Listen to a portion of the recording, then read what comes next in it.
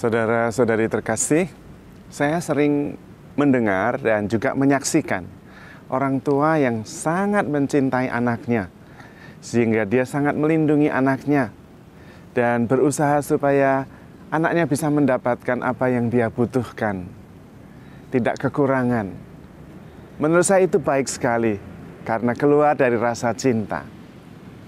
Tapi saya kemudian tergelitik dan berpikir, apakah membesarkan anak dengan melindungi, dengan menjaga, dan memenuhi segala kebutuhannya sehingga tidak kesulitan mendapatkan apa yang dia butuhkan, itu cukup bijaksana?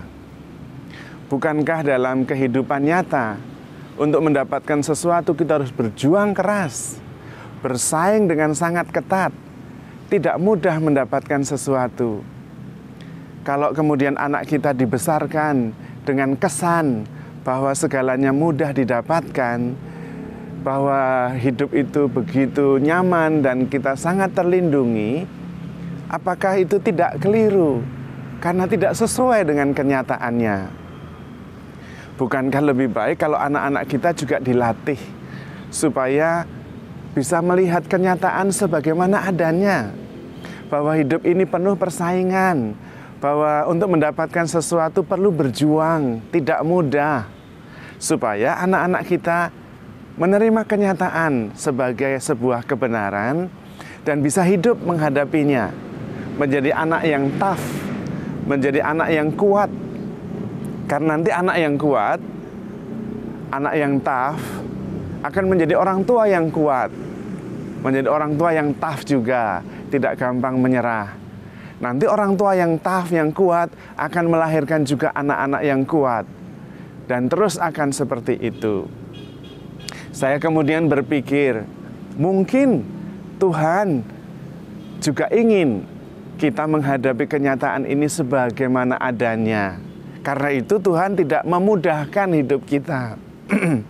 Tuhan menemani kita, tetapi membuat kita mengerti bahwa memang hidup membutuhkan perjuangan.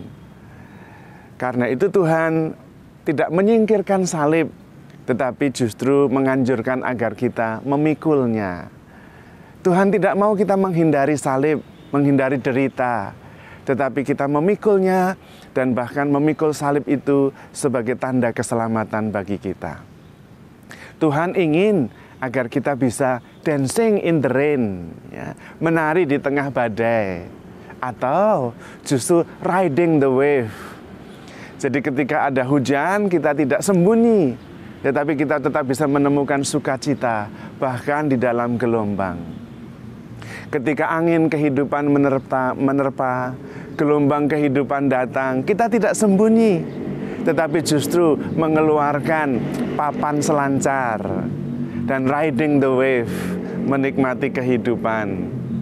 Karena memang kehidupan ini bukan tanpa penderitaan. Kita tidak bisa menghayati kehidupan yang tanpa derita.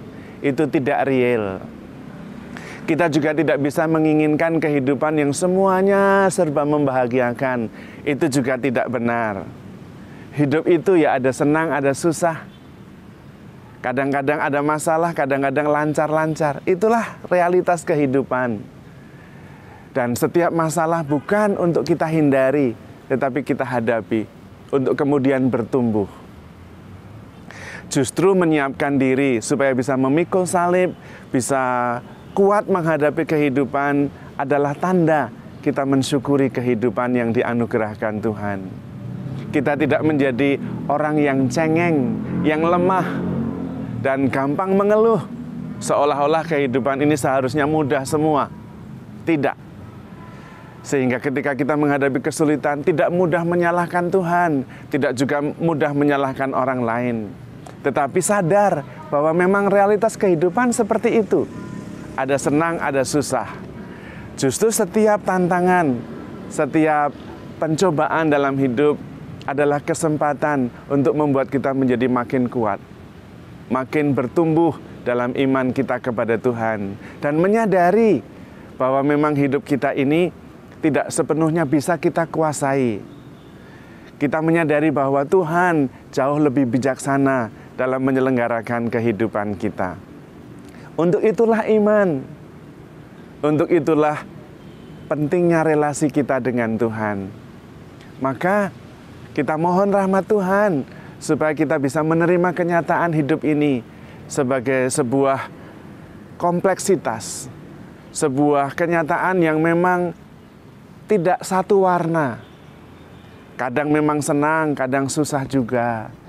Tetapi juga seperti Ayub yang mengatakan, mengapa kita menerima berkat-berkat kegembiraan dari Tuhan, tetapi kita mau menolak kemalangan? Kita harus adil. Kalau kita senang menerima berkat, menerima suasana yang indah, yang menyenangkan, kita juga harus konsekuen.